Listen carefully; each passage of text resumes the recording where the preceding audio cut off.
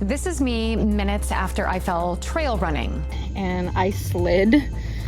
Luckily I stopped before this root over here. Dirt everywhere, scraped arms, bleeding, and I almost got back up and finished my run. Luckily I did not, because I was way more injured than I realized. Look at this. Ugh.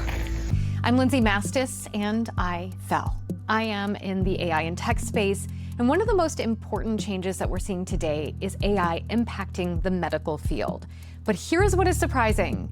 I did not turn to AI when I got hurt. Why not, right? Even I'm surprised. The first thing that I actually did when I got back to my car was call my mom, and I asked her to call her friend who's a nurse. I mainly needed to know if I should go to urgent care and how to get the dirt and the sand that was stuck in my hands out. And as I'm waiting for my mom to call me back, I call the hotline to talk to a nurse at my doctor's office. While I'm on hold is when I actually turn to ChatGPT and ask it, how do I properly clean my wounds? In the heat of the moment, I defaulted to what I have always done. Call mom, call the doctor.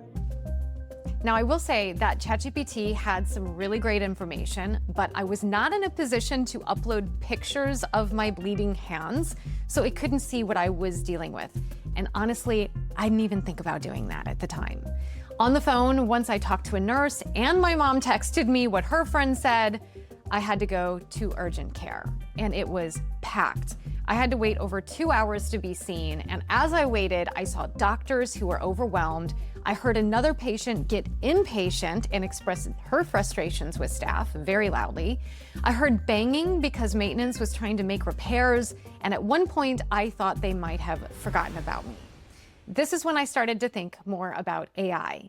I'm just sitting there, I'm doom scrolling, I'm passing the time, I'm wondering why AI just can't tell me at least how much longer it might be.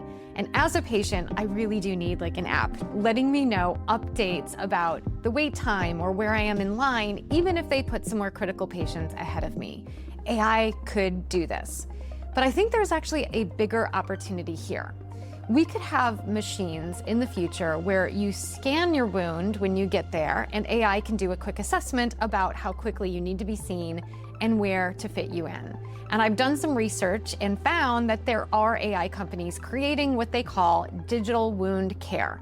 They use cameras and AI technology to scan the wound, and they can even create a 3D measurement so that they can patch you up.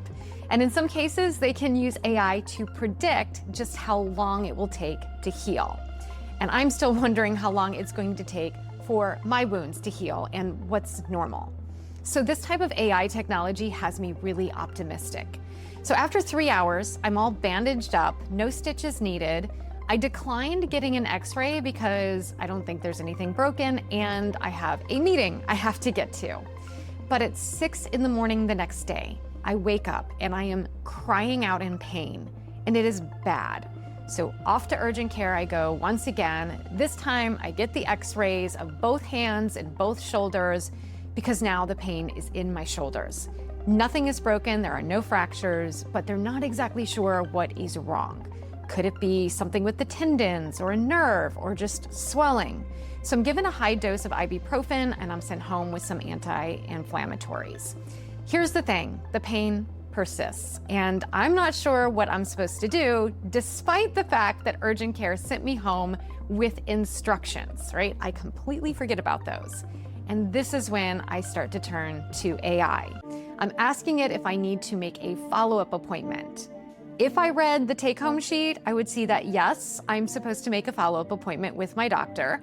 But because I don't have direct access to a doctor, I am now relying on ChatGPT to give me some insight into what is causing my pain. Some hospitals are implementing what they call virtual nursing assistants. Others are experimenting with AI triage. But in a lot of these cases, it's the medical staff interacting with the technology. There is a push to provide virtual nursing care through an AI to patients, but I'm not seeing a lot of that right now, and what I am seeing is mostly in the research phase. The AI that I did see during my appointment was between the doctor and the technology. So he ended up recording our conversation, and then AI will be taking that transcript and including the important details in my medical record.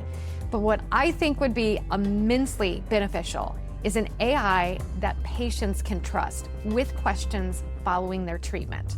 Right now, AI is mostly serving the system. So what would it take to flip that and make sure that it's the patient getting direct access? I'm Lindsay Mastis, I'm your AI insider. Let me know in the comments what kind of technology that you want to see when you have a doctor's visit.